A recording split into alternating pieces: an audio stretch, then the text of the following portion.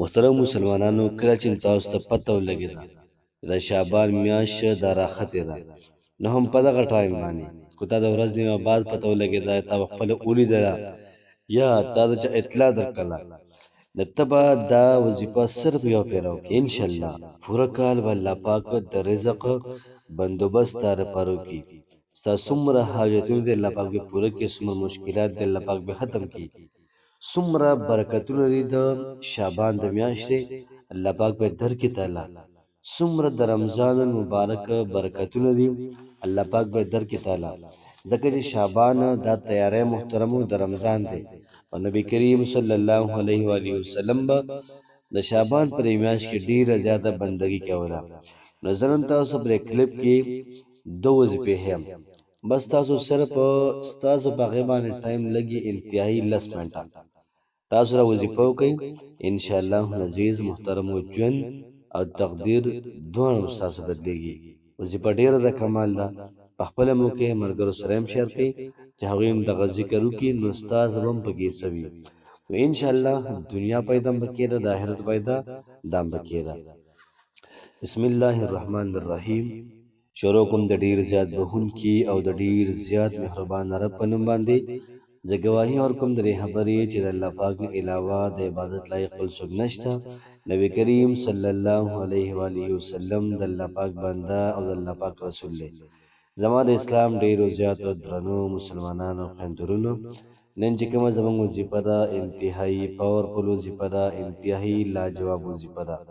داسې ناشنا وظیفه ده چې تاسو محترم حیرانېږئ پکې. دومره برکات د دې وظیفې دي، دومره برکات دي، دومره کمالات دي. راځئ دعا کوو یا الله پاک چې څومره کسان دا وظیفه کوي د دې میاشتې څومره برکتونه دي الله پاک ورکوله، د دې میاشتې څومره عظمتونه دي ربه دغه تمام عظمتونه ورکوله. که د چا حاجتونه وي ونه پوره کېږي، ربه تا ته لاسونه نیولي دي، ربه د دوی د حاجتونه پوره کړه، بل چاته ما والا کو، ځکه چې مخلوق په ورکولو باندې خفه کېږي.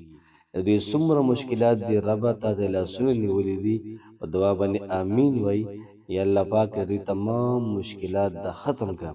د چا که پکې ارمان د حج وي د عمرې وي، یا الله پاک بار بارې حج عمرې له بوځه. څونه بیماران دي یا الله پاک څونه بیماران دي هغوی ته صحت کامله عاجله مستمره دا ورکړه. الله پاک څومره کسان داسې وي چې هغوی سره پیسې نشته، کاروبار په تلاش کې دي، نوکري په تلاش کې دي، بهترین کاروبار غواړي، بهترین رزق او دولت غواړي، یا الله پاک یې ورکوله. آمین ثم داسې غواړي چې تاسو ته پکې دعا وشي، او دا څومره کسان دا ویډیو ګوري هغوی پې امین وایي. بس کمنټ کې خپله مسله ولیکئ. انشاءالله سبا چې کومه زموږ نوې ویډیو ده په هغې کې به تاسو خصوصي دعا ادا کولی شي.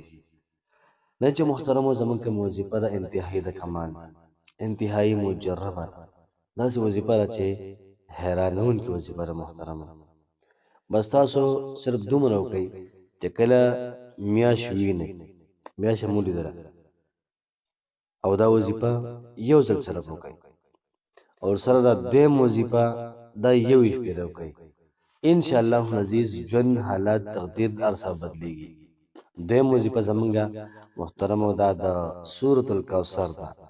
انا اعطیناک الکوثر، صرف یو شپېره ویل دي. سورة الکوثر محترمو دا ډیر زیات جوور او ډیر زیات ناشنا صورت دی.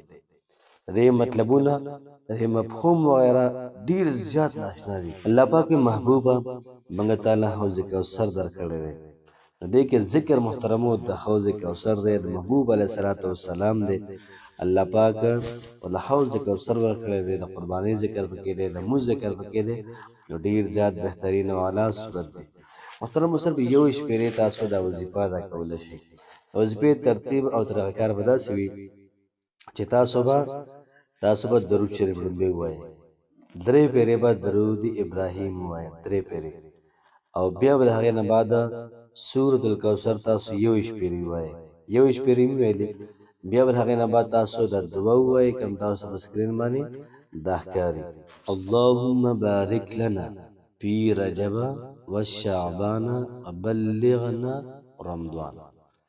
دا وظیفه تاسو ته یو پیرې ووایئ، او کو انتهایي برکات حاصلول غواړئ یو څلوېښت پېرې دا لکېنئ دقه ووایئ انشاءالله عزیز انشاءالله سم د الله پاک نه غواړئ قبلېږي به کومه دعا کې لازمن به قبلېږي څه مشکل دی حل کول غواړي هماغه به حل کېږي حاجت دی او نه پوره کېږي انشاءالله دا دواړه وظیفې وکړه مال غواړي دولت غواړي رشته غواړي اولاد غواړي سم غواړي الله پاک به درکوي الله پاک هم خوشحاله آباد ساته السلام علیکم ورحمة الله وبرکاته